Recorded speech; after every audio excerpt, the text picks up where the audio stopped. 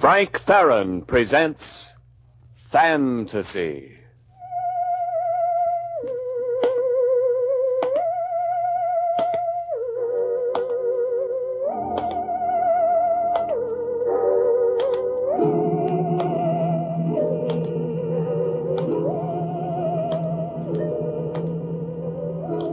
Out of the slime of creation he crawled, to force a wavering path through fetid jungle, until his footsteps echoed through his own self-made canyons, whereupon he dared to face eternity and call himself man.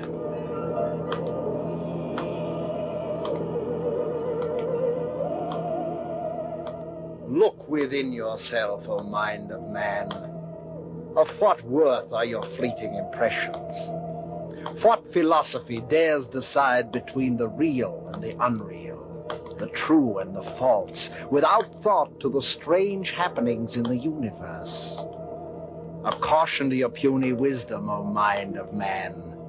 Do you dare to say that this is truth and that is fantasy?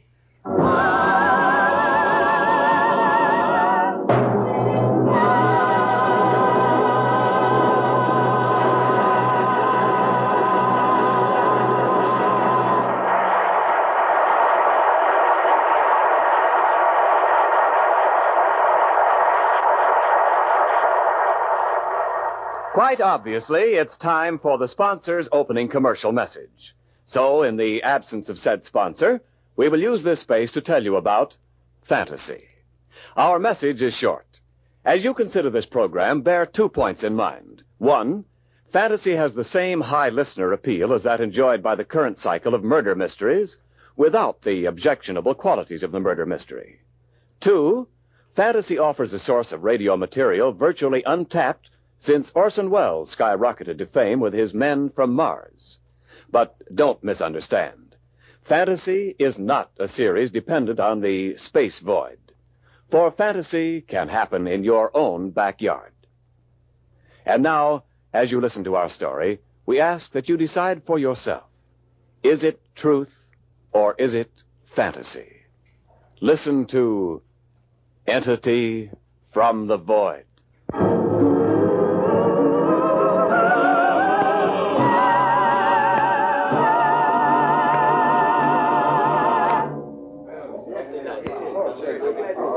Hello, darling. Father, you old sweet. Did you come to have a glass of punch with me? I did indeed. Why aren't you dancing, dear? I did earlier. I'd love to dance, but Fred... Oh, he's drunk again. He's been very drunk for 2 hours. Look, darling, again I ask, why don't you divorce Fred? After all, there can't be much left. There's nothing left. But marriage meant so much to me, Father. It was a new life, a useful life. Children, a home to make. Oh, my child, you can marry again. Perhaps. But you see, Father, there's no one else. Think I'll hang on to my frayed threads a while. Very well, my dear. Well, I'll run along. I'm playing cards with Carl. Bye, darling. Be careful, Plunger. Nada. Hello. Oh. You love to dance. Will you dance with me? I don't think we've met. Does that matter so much? We might still enjoy dancing together. Yes, we might. Very well. Do you hear a strange sound? I hear intriguing music. Shall we go to the dance floor? Why hasn't someone introduced us earlier? I was not here. Oh, then you came late. No, I was near you. I've been near you often. You have? I don't understand. I swam in the surf with you yesterday. Yesterday? Now I know you're having fun with me. I swam alone. Yes, out to the old breakwater. I was there when you tore your swimming clothes on the rusty nail. You saw that? How terrible of you. I was mortified even though I was alone. But you couldn't have been there. I would have seen you. It's no fault of yours. I did not let you see me. Who are you? What is your name? Is a name of any importance? Isn't it pleasant just to be together? Dancing, talking. How strangely persuasive you are. Yes, I admit it. I find it pleasant. Now I am happy. Now I feel that I can say more to you. Let's step out on the terrace. Now I want you to tell me where did he go? How strange. Seems almost as though he disappeared. Well, here you are, darling. Oh, Fred. Oh, Fred. Yes, dear. Your husband. Is there anything wrong with that? Please, Fred. Please, Fred. Please, Fred. I've been looking all over for you. I want to dance. Everybody dancing, I want to dance too. Fred, please. Fred, you're hurting my arm. Oh, now don't start crying again. I want to talk to you. I'll talk to you when you're sober. I'm going to walk on the beach.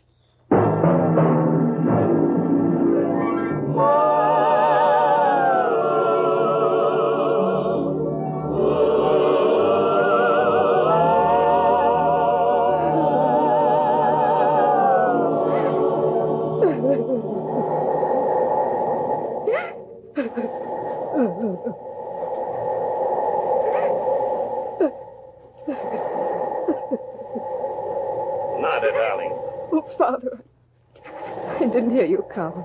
You were too busy with your tears, dear. I saw you come out here to the beach, so I followed. Tell me about it. Oh, nothing, Father, really. Fred, he just tried to kiss me.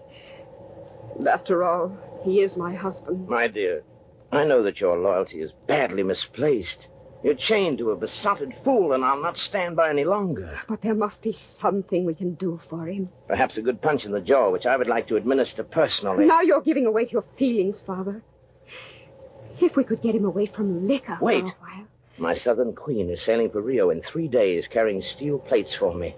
The ship has accommodation for 24 passengers. It's quite comfortable. Carries a doctor and an excellent chef.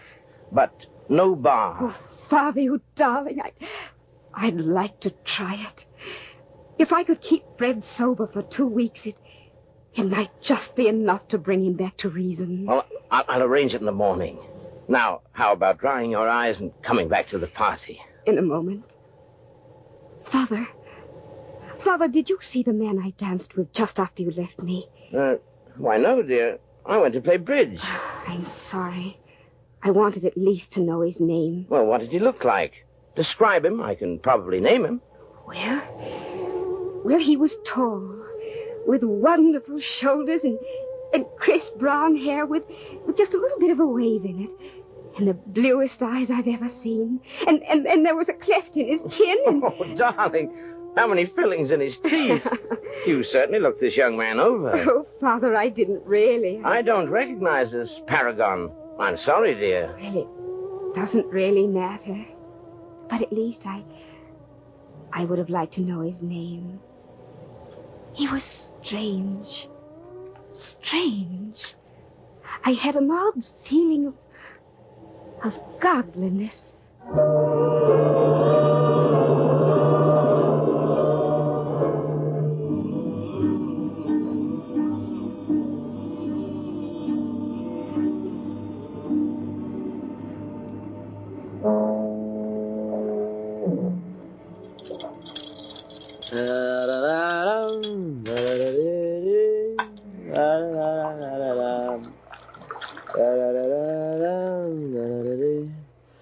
Well, now, dear, after 3 days, this cruise begins to look a little better. Martini? Fred, where did you get the liquor? I had it in my steamer trunk. Excellent martinis. You sure you don't care for one, darling? Really, no. Martinis are a boon to mankind. I should like to soliloquize or write a poem to them.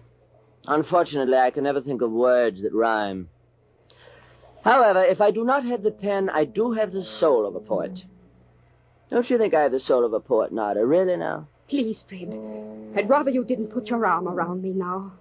My dear child, may I point out that drunk or sober, I'm still your husband. And you're doing an excellent job of bringing that to an end. Really? My little chickadee planning to fly her nest? I don't think I would. And why not? Because I'll simply take it upon myself to make your life as miserable as a life could be from then on. How hateful you can be. Darling, you've no idea. You're quite sure you don't want a martini? No? Well, then I'll drink it myself. Nectar of the gods, solace of the lonely, companion of the dilettante. Fred, I'm going to take a walk on deck. Don't you want to come with me? Of course I don't want to come with you. In the first place, it's blowing some weather. And in the second place, all I want of this miserable tub is a view of Rio Harbor as soon as possible. Then I shall take a plane home. I'm sorry we came. I had hoped that... Oh, well, I'm sure the whole cruise was an idea of that stupid parent of yours. Please, we'll have nothing to say about my father. And why not? He's a dull businessman. And I suspect an interfering busybody. I notice you don't hesitate to spend his money. Why should I? He has plenty of it. You don't think the only attractive thing about you was your beauty, do you, darling? Fred, stop it. Stop it at once. Please try to retain some of the manners of a gentleman. Gentleman? Why, I'm the perfect gentleman. All the society columns say that. Now, you'll notice the cut of my suit. Of course, it's bought with your father's money, the ass. That's enough. Leaving so soon, my dear? I'm going on deck. Oh, it's very foolish of you. You might be blown over the rail and get very drowned. That might be just what I want, Fred. Fred, please, Fred. Slap me, will you? I'll show you. I'll take you down a peg or two.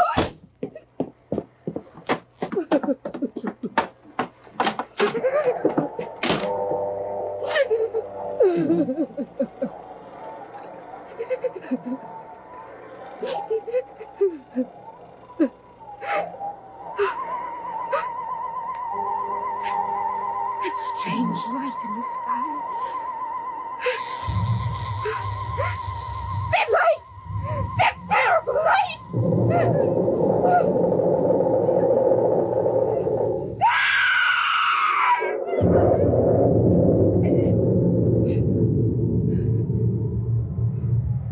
Nada.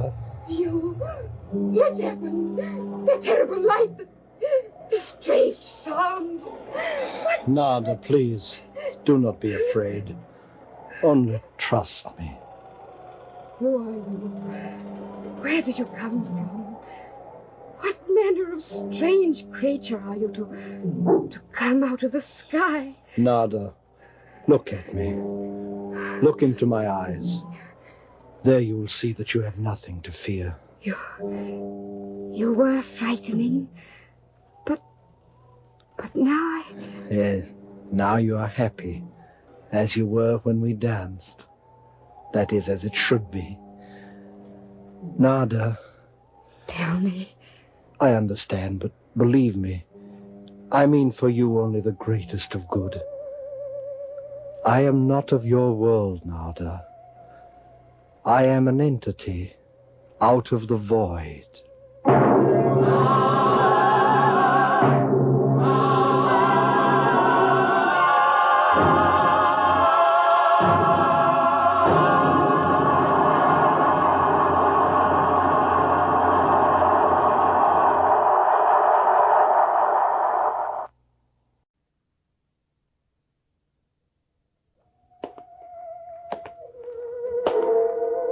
And now, let us return to Entity from the Void.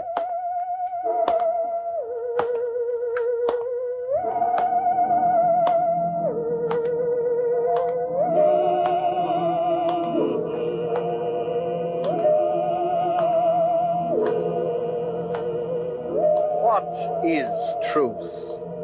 And what is fantasy? A lonely girl, a fog-bound ship in mid-ocean, and the mind-shattering appearance of a godlike creature. Is this fantasy? Or the strange, strange story which he had for lovely Nada Was this perhaps truth?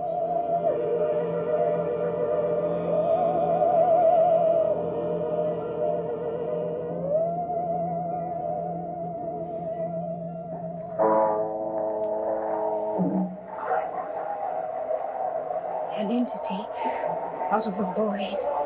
What a frightening thought. I am called Thur, and my world was called Kor. Thur? And from a world called Kor? This is so hard to understand. Patience, my dear, and you will understand.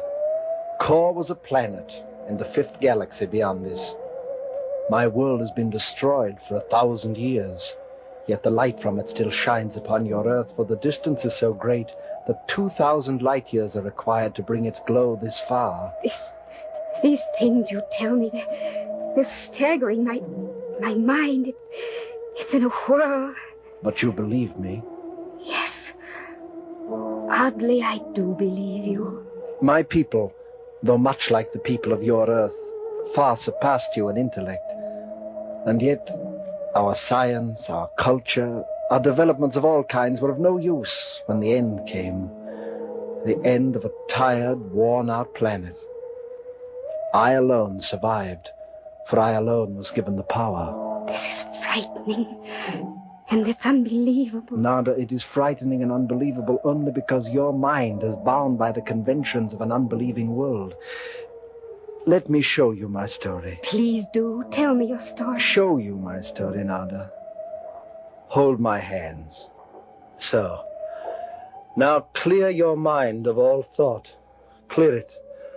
I will help you. I cannot. One's mind continues to function. The thought processes go on. Clear your mind. Refuse your mind the privilege of thinking. I help you now. Think only as I tell you. See now a great hall, a hall of science, a hall wherein are gathered the greatest minds in the whole universe. See them, handsome men, some young, some gray-bearded, thinking, wishing. Somebody ought to do something about this. I can't understand. Oh, there's Scar now. Here comes Scar. He'll know. Men of Kor! I beg your indulgence for having kept you waiting. Will someone report any further progress? Raga, you are in charge of ministry. I have little to report, Gar. Ah, yes. A pitiful shell, this planet of ours. No longer capable of producing even the simplest needs of science. We have gone a step further in the disintegration and reassembly of matter. It would be simple to transport every person on Kor to another planet in a matter of seconds. But first, we must have a station and a power plant on the newly selected world. And that is impossible? Quite impossible, Gar. Then my solution is the only one, though it presages death to Kor and the people of Kor. My friends, it is inevitable that we die, for I tell you this, that already has the breakup of our planetary mass begun. Within 12 nods, our world will have disintegrated, and all upon it will be dead. Oh, no. Wait. We must not let die what we have accomplished. We must preserve our sciences, our arts, our cultural advantages. I can send one man to another world. I am ready to teach one man the secret of the free entity. Why, only one man, I don't understand. To one man can I give the ability to free himself from his mortal body, and as a free will, a free entity, he can roam the universe with a thought and settle where he will. Men of Kor, if we are to send abroad our science, then I say that Gar himself is the one to go. Yes, Hold! The severance of the free will from the body will bring about shock of tremendous proportions. We need a young, strong man whose intellect is as well developed as his body. I call upon the young man, Thur. I am here, Gar. Then step forward. Thur, There is grave danger for you in this transmigration. You have the courage? I am ready. Then join hands with me and clear your mind of all thoughts. I will give you the power by impression, the more quickly to accomplish the freeing of your entity. When your mind is cleared, tell me. Begin.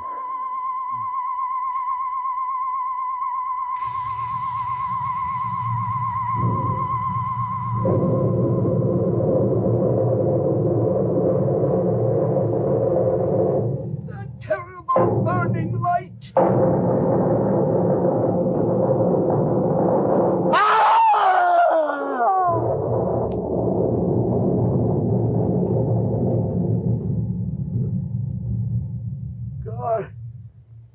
Thur is dead. I do not believe so.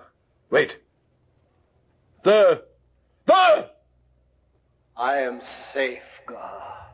Describe for us your surroundings, your emotions. Where are you? I am in this room. Yet I am gone from our world. I am in the void. I have the feeling of being everywhere. I move 1 billion miles with a thought. I have no emotion, only a feeling of tremendous power. It is a success. The transmigration of the will from the prison of a body to free entity. What is that sound? It is the crashing of disintegration. Our world is breaking up. I hear you, God. Go quickly! Lest in the coming cataclysm you will be drawn from your free entity to the husk of your body and consumed with us! Quickly! You have your mission! Go! I go, God. Courage, men of Kor.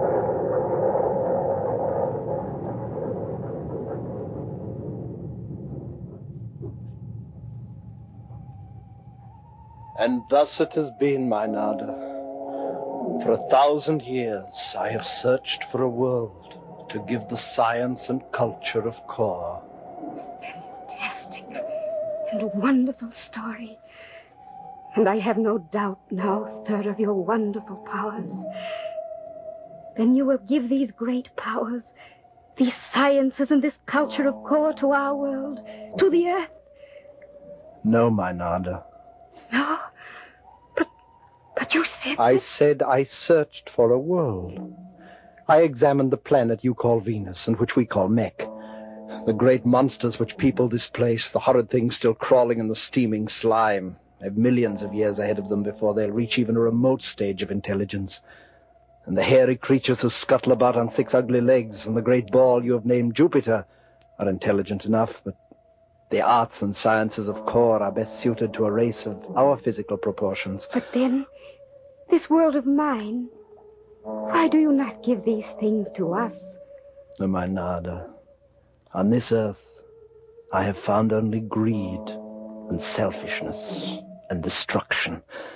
Man is pitted against man in hatred and lust. Were my powers given to him, man on this earth would destroy himself and his world. I understand. Then you must go on searching. No. No, in finding you, my search is completed. I have a plan. Far out in space, beyond this galaxy, I have come upon a perfect world. It is verdant and beautiful. You would call it paradise. No harmful being exists upon it, from the tiniest creature to the largest.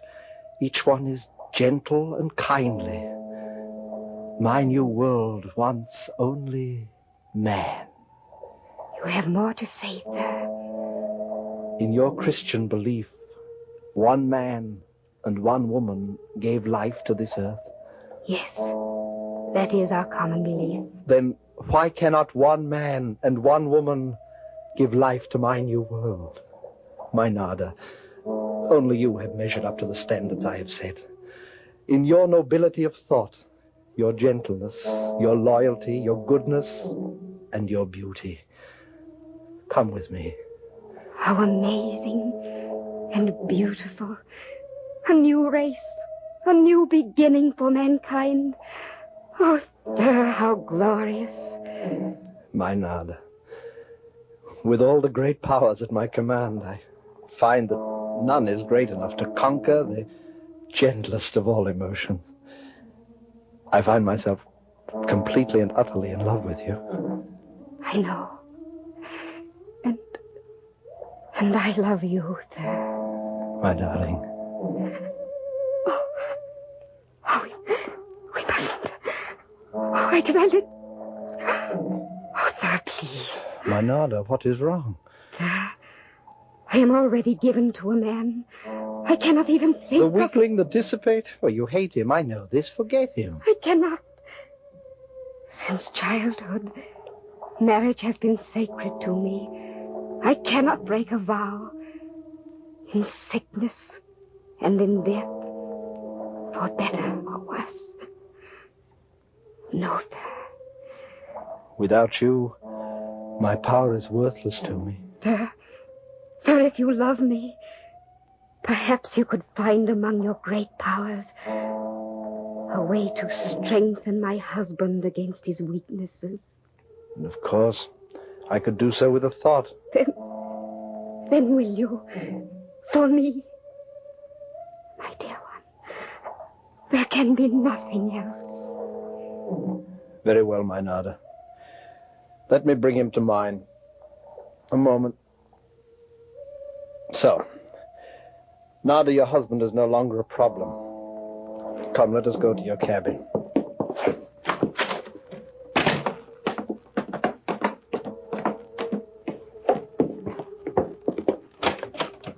Oh, he's sleeping. Let me wake him. Fred. Your husband is not sleeping, my Nada. He is dead. Dead? Fred! Oh, no. I am sorry, my dear. But why did he die? I have no answer to that. It is strange. I feel little emotion. I feel no sorrow. Only pity. Pity for the pathetic wastrel whose unhappy life I shared. But I do feel some emotion. There, it is hateful of me, but I cannot conquer it. I feel a sense of elation. Perhaps, my Nada, at the thought that there is no longer a barrier between us. I think... Yes, my darling. There is no longer a barrier between us. You will go with me. I will go with you to the end of the universe. There is grave danger, Nada, for you. First, we must bring about the freedom of your entity. We must unshackle your will from your body. In that there is danger. I am ready. Join hands with me. So, now, clear your mind of all thought. I will help you. Look into my mind. Try. Try hard. I will try. Soon your mind will clear of all thought. Only the thought to tell me when to begin the transmigration. My sir, begin.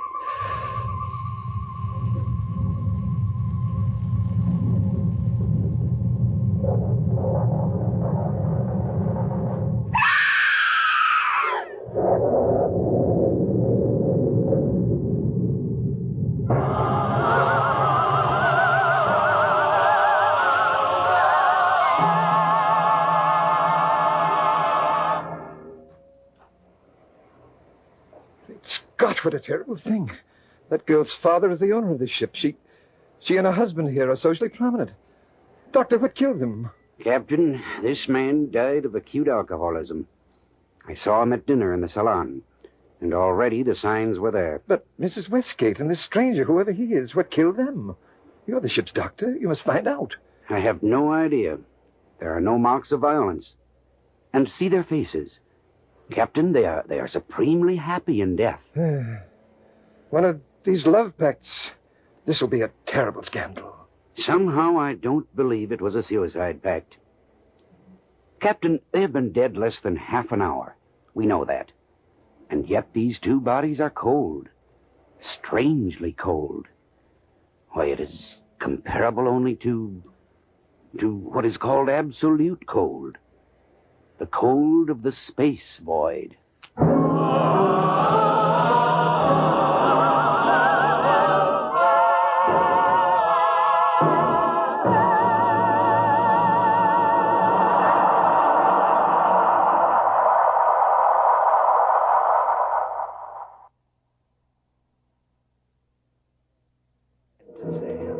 Yes, man is life's enigma. Whether he lives in town or farm, in cottage or penthouse, or locked in the narrow confines of a bottle. Or locked in the narrow confines... In the narrow confines of a bottle? Yes, it's hard to believe that anyone could live in a bottle. Our fantasy next week will be The Bottle Party, adapted for radio from a story by John Collier.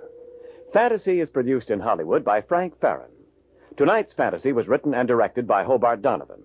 Special music for Fantasy was written and arranged by John Duffy and Ken Cameron. The theremin was played by Dr. S.J. Hoffman. This is Ken Niles speaking.